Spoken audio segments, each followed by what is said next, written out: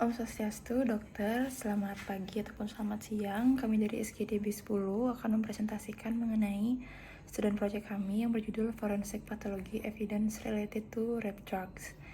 Baik, di sini ada anggota kelompok dari B10. Lalu di sini akan dilanjutkan oleh teman saya.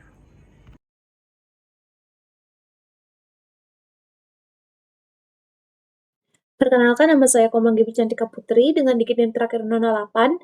Di sini saya akan menjelaskan terkait dengan latar belakang. DVSA merupakan bentuk kekerasan seksual ketika korban kehilangan kemampuan memberikan persetujuan akibat pengaruh rape drug seperti alkohol atau zat psikoaktif, benzodiazepin, GHB, ketamin, antihistamin, serta obat-obatan yang mempengaruhi sistem saraf pusat. Rape drug banyak digunakan oleh pelaku kekerasan karena mampu menyebabkan sedasi, amnesia anterograd, disorientasi, atau penurunan kesadaran dalam waktu yang singkat. Hal ini dapat menghambat kemampuan korban untuk melawan atau mengingat peristiwa secara jelas. Investigasi DFSA dapat melalui bukti biologis seperti darah, urin, atau rambut, kemudian pemeriksaan toksikologi, serta dokumentasi patologi yang ketat. Penelitian di Eropa melaporkan bahwa sekitar 73% dari 369 kasus kekerasan seksual pada tahun 2015 sampai dengan 2022 dikategorikan sebagai dugaan DVSA, dengan 86%-nya diantaranya positif toksikologi, kemudian alkohol terdeteksi pada 45% kasus bersama dengan drug of abuse, analgesik ringan, antidepresan, antihistamin, dan benzodiazepin. Banyak kasus dilaporkan terlambat, sehingga banyak paparan zat tidak terdeteksi dan angka sebenarnya kemungkinan lebih tinggi.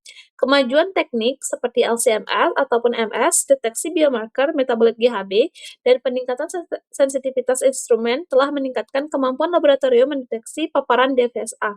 Namun, pembuktian tetap memerlukan koordinasi sistemis antara petugas medis, unit forensik, penyidik, dan sistem peradilan. Adapun rumusan masalah yang akan dibahas, yang pertama, apakah definisi dari rape drug? Yang kedua, bagaimana klasifikasi dari rape drug? Yang ketiga, bagaimana mekanisme farmakologis dari rape drug? Yang keempat, apa saja aspek patologis forensik dalam rape drug? Kemudian yang terakhir adalah, apa saja bukti toksikologi dan implikasi forensik dalam rape drug? Baik, saya Lucinta Chandra Rahayu dengan 3 digit terakhir 050. Di sini saya akan menyampaikan dari tujuan dan juga manfaat penulisan. Untuk tujuannya yaitu untuk mengetahui definisi dan juga klasifikasi dari rape drugs, kemudian untuk mengetahui mekanisme farmakologis dari rape drugs, mengetahui aspek patologi forensik rape drugs, dan mengetahui bukti toksikologi dan implikasi dalam forensik. Sedangkan untuk manfaat penulisannya yaitu untuk meningkatkan pemahaman mengenai definisi dan juga klasifikasi dari rape drugs, kemudian untuk meningkatkan pemahaman mengenai mekanisme farmakologisnya, kemudian untuk meningkatkan pemahaman juga mengenai aspek patologi dan juga bukti toksikologi pada kasus yang terkait rape drugs serta implikasinya dalam forensik.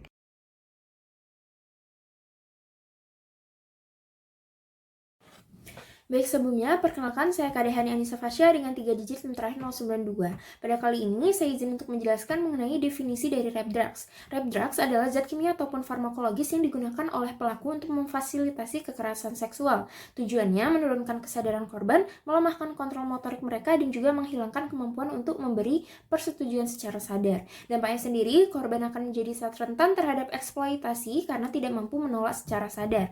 Contoh zat yang termasuk rape drugs itu misalnya gamma hidroksibutyrate atau GHB, benzodiazepin, ketamin, ataupun alkohol. Zat tersebut mempunyai efek sedatif hipnotik, disosiatif, ataupun amnestik yang bekerja cepat pada sistem saraf pusat. Karena efeknya yang cepat dan sering disertai amnesia, maka rape drug sering digunakan dalam konteks DFSI atau Drug Facilitated Sexual Assault, yaitu kekerasan seksual yang terjadi karena korban dalam kondisi inkapasitasi akibat zat. Penggunaan rape drugs dalam kejahatan seksual memiliki karakteristik onset yang cepat, efek sedatif disertai hilangnya memori, dan minim gejala eksternal. Karenanya jika sampel biologis tidak diambil secara cepat, maka deteksi toksikologi dapat menjadi sangat sulit. Mungkin sekian dari saya, selanjutnya dijelaskan oleh rekan saya. Terima kasih. Baik, terima kasih atas kesempatannya. Sebelumnya perkenalkan, saya Denindra Kansasniningrum dengan 3 digit SIM terakhir 104. Di sini saya akan melanjutkan terkait klasifikasi dari rape drugs. Di mana itu ada depresan, disosiatif, dan kemudian ada anestesi. Di mana untuk depresan ini contohnya adalah GHB dan juga flunitrazepam dan juga rohypnol.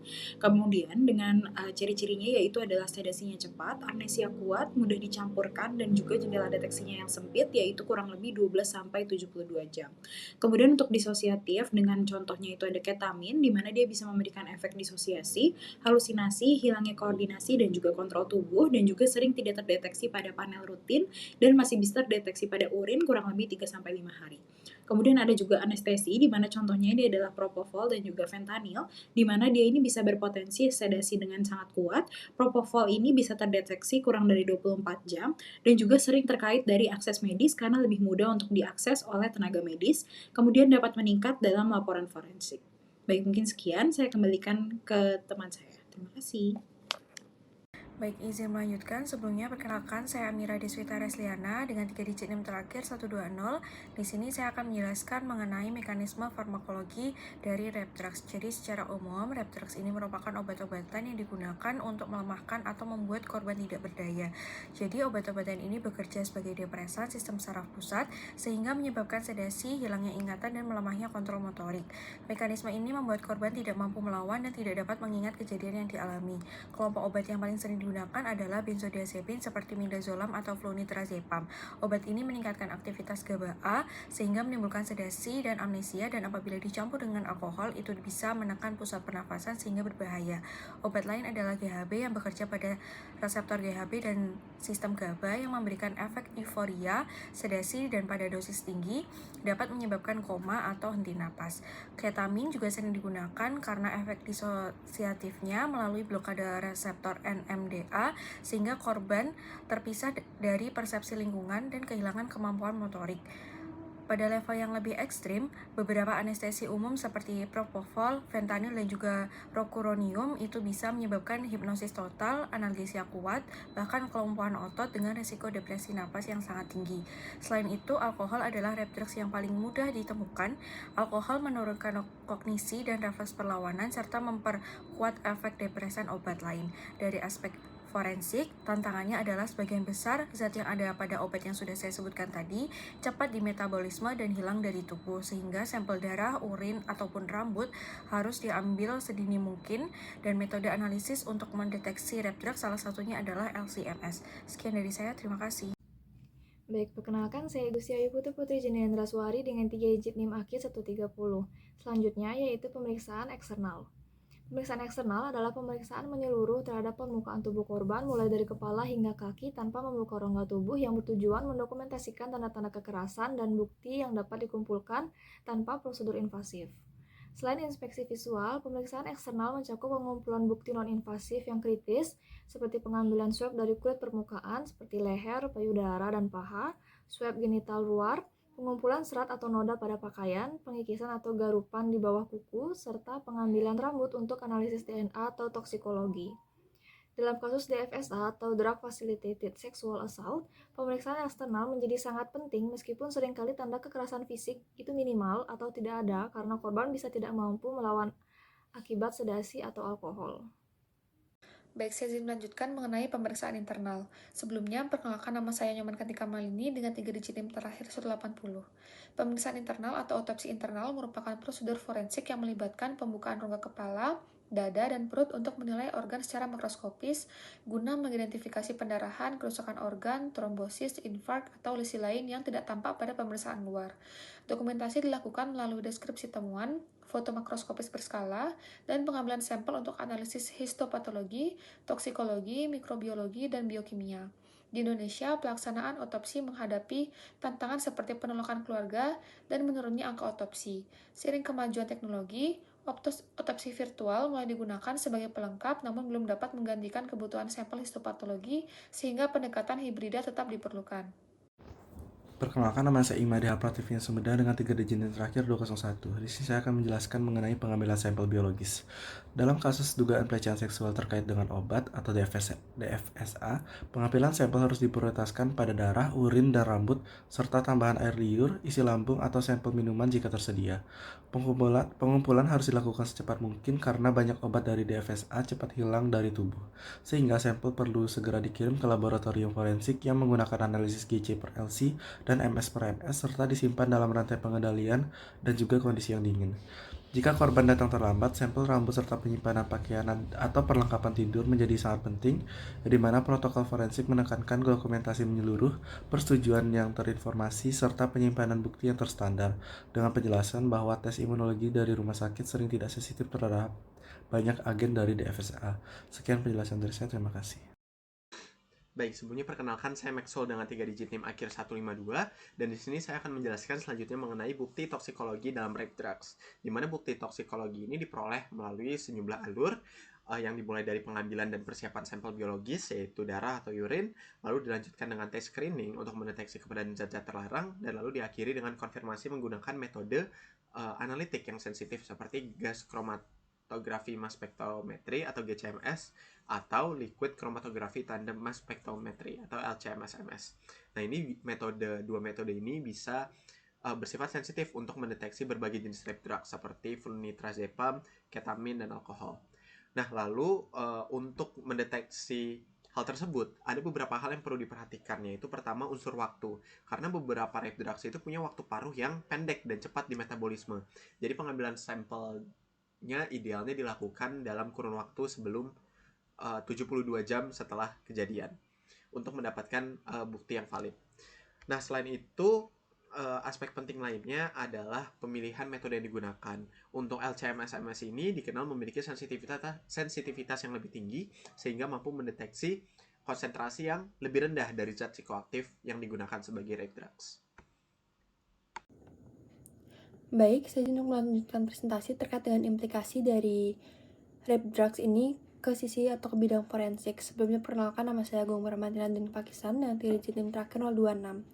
Jadi pada dasarnya dalam patologi forensik, khususnya karena sesuai dengan judul dari SP kami, kasus kematian itu bisa dicurigai berkaitan juga dengan penggunaan rape drugs, di mana ini akan berimplikasi kepada proses identifikasi penyebab kematian, cause of death, dan juga mechanism of death-nya atau mekanisme kematian.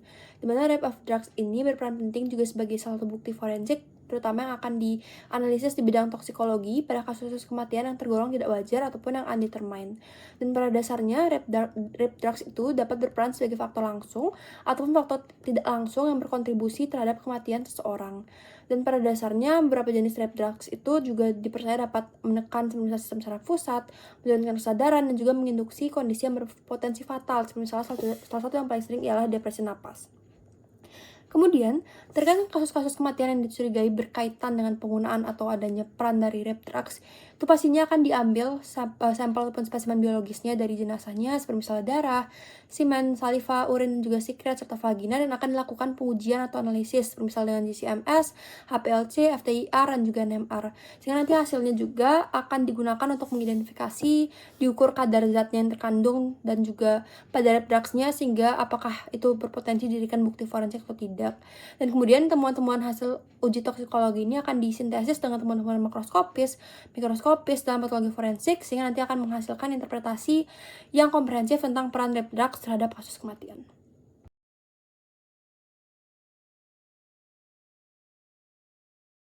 Terima kasih atas kesempatannya. Sebelumnya, perkenalkan saya Putu Maya Setiani Widiarta dengan 3 digit NIM terakhir 036. Di sini saya akan menjelaskan mengenai kesimpulan dan saran. Jadi, rape drug merupakan kelompok zat yang digunakan untuk memfasilitasi terjadinya kekerasan seksual melalui penurunan kesadaran, gangguan motorik, hilangnya memori, serta berkurangnya kemampuan korban untuk memberikan persetujuan.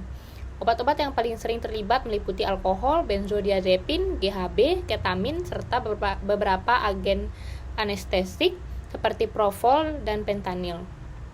Secara farmakologis, rape drugs bekerja terutama dengan menekan sistem saraf pusat, memicu sedasi cepat, relaksasi otot, disosiasi, serta amnesia anterograd. Karakteristik ini dimanfaatkan pelaku untuk membuat korban tidak berdaya atau tidak mampu mengingat kejadian. Tantangan utamanya adalah waktu deteksi yang sangat singkat, terutama pada GHB dan beberapa benzodiazepin, sehingga bukti toksikologi sering tidak ditemukan bila korban terlambat datang. Dalam pemeriksaan forensik, pemahaman tentang mekanisme kerja RAPS drug, pola metabolisme, serta penggunaan metode analitik seperti LC-MS sangat penting untuk mengidentifikasi paparan obat secara akurat. Dengan demikian, pemahaman mendalam mengenai RAPS drug menjadi kunci dalam mendukung investigasi DFSA atau Drug Facilitated Sexual Assault. Kemudian untuk sarannya adalah masyarakat perlu diberikan edukasi yang lebih luas mengenai bahaya pencampuran obat dalam minuman, resiko konsumsi alkohol berlebihan, serta tanda-tanda awal paparan RAPS drugs. Upaya ini dapat dilakukan melalui sosialisasi di lingkungan pendidikan, tempat hiburan, layanan kesehatan, maupun platform digital. Peningkatan kewaspadaan di ruang publik termasuk himbauan untuk tidak meninggalkan minuman tanpa pengawasan dan mengenali perilaku mencurigakan sangat penting dalam mencegah terjadinya DFSA. Sekian dari saya, terima kasih.